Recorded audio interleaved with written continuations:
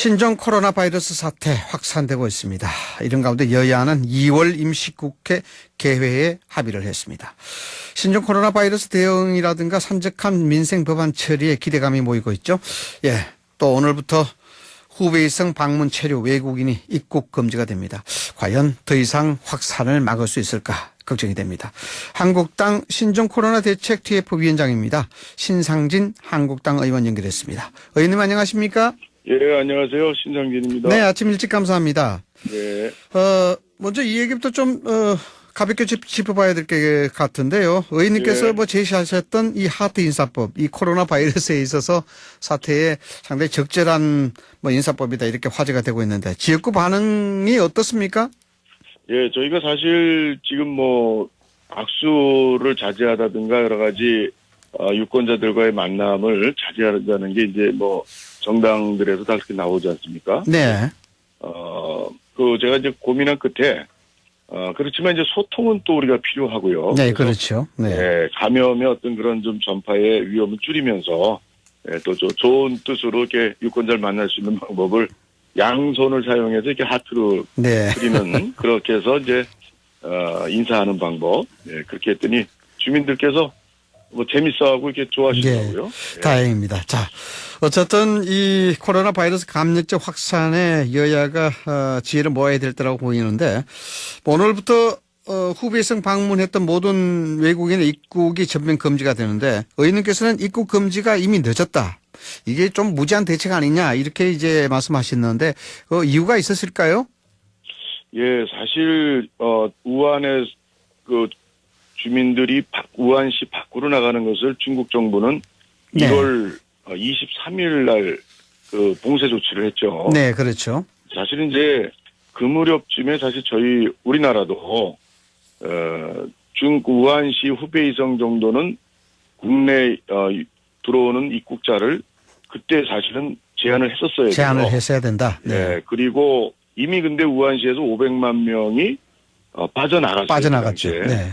그러면 그 사람들이 전국에 또 중국 전국에 후베이성에만 있겠습니까? 네. 다 이렇게 퍼지면서 이미 지금은 우한시 후베이성 말고도 감염자가 지금 딴 지역에도 수천 명씩 있고 네. 이런 상태에서 사실 거기서 또 이제 또 전파 2차, 3차, 4차까지 쭉 전파되고 있는데 지금 후베이성만 입국자를 차단한다는 것은 이건 아주 이 방역 차원에서 보면 구멍이 숭숭 뚫린 겁니다, 이게. 네. 그래서 이런 뒷북치기 또 실효성 없는 이런 어떤 중국 눈치 보기 이런 어떤 입국자 제한이라는 거는 보십시오. 미국이나 이제 이태리에서는 한 명의 확진자가 생겼는데도 모든 항공편을 취소하고 중국에서 들어온 걸 나가고 이런 상태를 우리 가장 가깝고 대통령 말씀대로 정말 중국과 우리는 교류가 제일 많은 이웃 나라 중이라고 하라고 그러면 네. 북한 같은 경우도 사실은 얼마나 북한하고 중국이 가깝습니까? 네. 근데 모든 국경을 봉쇄했잖아요, 바로. 네, 바로 봉쇄를 했죠. 네. 우리도 가장 가까운 왕래가 빈번한 이웃 나라면 제일 먼저 강력한 이 선제적 차단 조치를 했어야 돼요. 네. 근데 지금 이렇게 계속 뒤에 끌려다니면서 또 중국 대사가 한마디 했다고 그래서 이게 좀 정말 국민 자존심 상하고 국민의 안전 생명에 걱정을 더하는 후베이성 입국자 금지하는 거는 제가 볼 때 너무 늦었고 실효성도 없고 앞으로 방역 전문가들하고 좀 대화를 나눠보니까 이게 지금 취해야 될 조치는 바로 중국 전역에서 들어오는 중국인뿐 아니라 거기를 경유한 미국 사람도 그렇고 어디도 그렇고 이 방역의 철저한 원칙적 입장에서 중국 전역에서 들어오는 입국자를 최소한 14일 정도 잠복 기간 14일 정도까지 한번 최대한 강력한 조치를 취해서 좀 평가해야 되겠다. 네. 이런 의견들이 아주 전문가들 이구동성이 얘기하고 있습니다. 네. 의원님께서 말씀하셨던 조금 전에 중국의 눈치 보기가 좀 있다. 그런 측면에서 전면 입국 금지가 그런 차원에서 이루어진 것이 아니냐. 이렇게 말씀하시는데 말씀하시는 중국의 눈치 보기라는 것은 어떤 의미일까요? 그동안에 이제 우리 지금 문재인 정부가 취하는 대중국 정책 전반을 봤을 때 그런 평가를 할 수밖에 없어요. 왜냐하면 사드 배치에 대해서도 중국에 얼마나 저희가 불정적으로 대했습니까? 그리고 산불 정책이라 그래서 저희 아시아 태평양, 인도 태평양 지역에 가입하는 문제라든가 미국의 요구도 그것도 듣지 않고 또 미사일 방어망에 또 그것도 네. 가입하지 않겠다 해서 선불 정책이라고 하는 것을 중국의 요구대로 다 들어줬고요. 네. 정부가.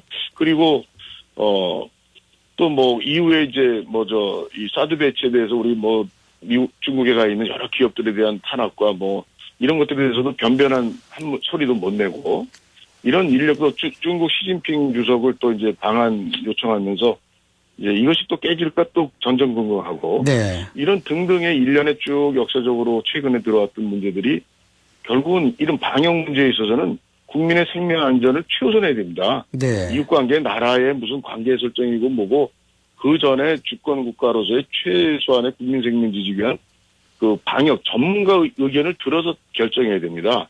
아무리 네. 정치적이고 외교적인 거에 너무 이제 끌려다니면 안 돼요. 이 문제는 방역은 방역대로 국민 생명 건강을 위한 최선의 입장을 취하는 그런 나라들 전 세계에서 지금 60개국 이상이 지금 중국 이동을 좀 제한하고 있지 않습니까? 네네. 그런 거는 왜 우리나라는 못하는지 정말 아주 답답하기 짝이 없습니다. 의원님 보시기에는 이 전체적인 감염 바이러스 확산에 있어서 전문가들, 즉 방역 전문가들에 대한 컨트롤 타워 역할이 아니고 정치적으로 좀 해석될 부분들이 없지 않아 있다라고 이제 보시는 것 같은데요. 진정한 이 방역 자체, 이 감염병 확산을 막는 데는 전문가 의견을 100% 들어야 됩니다. 네. 질병관리본부에. 그리고 정치권에서는 특히 청와대 행정부에서는 그런 수행해 나가는 일에 대해서 부처 간의 협력이라든가 네. 또 예를 들어서 중국 차단을 하는 게 절대적으로 필요하다면 그러면 외교적으로 중국 정부를 설득하고 여러 가지 양해를 구하고 하면서 그것을 수행하도록 이 각 부처에서 청와대에서 그것을 조정해주고 도와주는 게 바로 그게 제일 중요한 방향입니다. 네. 근데 청와대에서 예를 들어서 우한 입국자 대통령께서 전수조사하라고 그러지 않습니까? 얼마 전에. 네. 전수조사하라고 하는데 지금 외국에서 들어왔다 나간 사람도 있지만 체류자 대다수가 이게 지금 파악도 안 되고 있습니다. 네. 내국인도 한 50명 정도 파악도 안 되고 있고. 그러니까 이 대통령께서 또 이 정부 총리나 이런 분들이 이래라 저래라 이 방역에 관한 걸 지시할 것이 아니라 이 전문가 질병관리본부나 복지부에서 하는 것에 대해서 지원하고 전폭 지지하면 됩니다. 네. 지금도 교육부라든가 교육청에서 학교 금지 유치원 이렇게 해서 이제 당분간 제한 이 폐쇄 조치를 내리려고 해도 또 위에서 또 교육부에서 또 하지 말아라. 그래서 또 안 하기로 했다 지금 번복이 자꾸 됩니다. 네네. 그래서 이런 것은 좀 지금이라도 청와대 권력기관에선 전문가들이 하는 것에 대해서 제발 도와주는 역할이라는 자기의 위상 역할을 좀 명확히 했으면 좋겠습니다. 네. 지금 이인영 원내대표가 신종 코로나 대응 국회 특위 설치하자 제안했는데 특위 설치 필요성은 어떻게 보시나요? 예, 이제 임시국회가 열리기로 합의가 됐으니까 특위 사실 저도 이제 메르스 특위 2015년도에 메르스 특위 위원장을 했습니다. 네, 그러셨죠. 네. 근데 그때 보니까 사실은 이미 많은 부분들은 현장에서 또 질병관리본부 또 이렇게 각 부처에서 이루어지고 있는데 네. 국회 특위라는 것은 이제 그런 것을 좀 더 잘할 수 있도록 좀 더 촉진하고 촉구하고 이런 역할들인데 네, 그렇겠죠. 사실은 네. 여야가 이 문제에 대해서 가장 지금 현시점에 중요한 게 중국 전역의 입국자를 일시적으로 제한하는 건데 예, 그런 것까지 지금 여당의 태도로서는 그렇게 좀 돼 있지 않고 그것을 중국 혐오라든가 이렇게 야당이 얘기하는 것을 이제 이렇게 몰아간다면 국회 특위가 잘못하면 정쟁의장으로 되면 안 됩니다. 네. 정말 메르스 특위 때 그때 잘했어요. 합심으로 해서 잘했는데 좀 그런 좀 자세가 전제가 돼서 정말 이 난국을 극복하는 데 힘을 합친다는 그런 진정한 정당들의 자세가 있다면 국회 특위를 만들어야 되겠죠. 네, 본질이 자칫하면은 호도될 가능성이 있다라고 보시는군요. 네.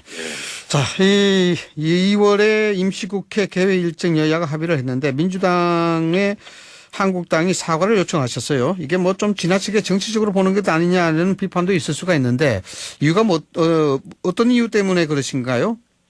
글쎄 한국당이 때문에 사과를 요청했죠. 제가 그 내용 모르겠습니다. 네. 일단, 지금 나타나고 있는, 선거구 획정이라든가 등등의 그 정치적 일정에 한국당이 협조를 잘 하지 않고 있다. 민주당이 협조를 잘 하지 않고 있다. 이런 부분들에 대해서 이제 전체적인 사과인데, 지금 일정에 합의한 것은 여야가 이 초당적으로 협조하겠다. 이런 취지로 봐야 되는 것이죠.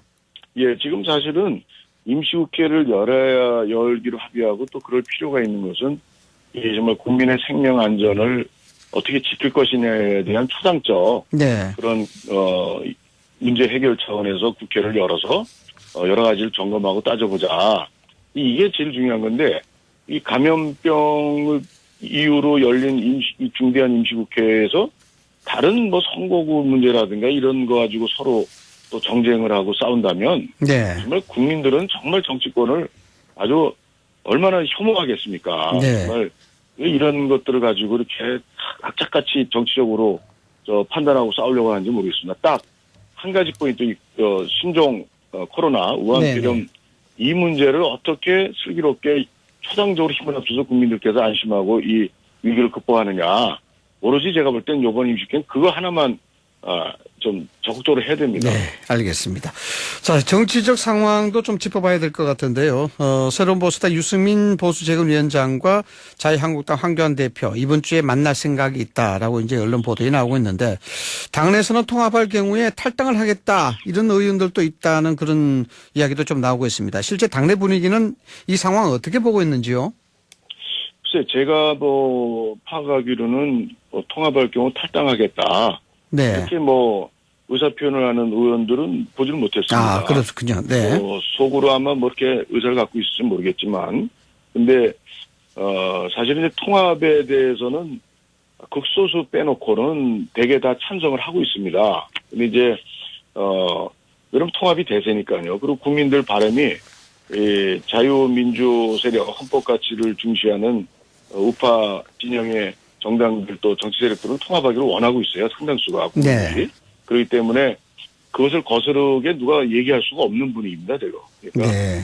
아마 실제 통합이 돼서 또 그것이 이제 공천과 또 연관이 되기 때문에 통합됐을 때 공천이 자기에게 불리하다 할 경우 탈당하는 의원들도 없지는 않겠죠. 네네. 그렇지만 그런 대의의 입각에서 봐야 많이들 된다. 좀 네. 자기 생각과 달리 결과적으로는 많이 이렇게 그 대의에 따라주지 않을까 의원들이 네. 이렇게 또 일부 낙관적으로 생각하고 있습니다. 네. 한성교 의원이 자유한국당 비례위생정당의 미래한국당 대표 맡기로 했는데 이건 어떻게 해석을 해야 될까요? 글쎄요. 저는 거기에 대해서 이렇게 저도 뉴스 보고 알았어요. 네. 근데, 글쎄 어떤 뜻으로 그렇게 됐는지 잘 모르겠는데 아마 한성교 의원께서 아마 불출마를 이제 선언했지 않습니까? 네네.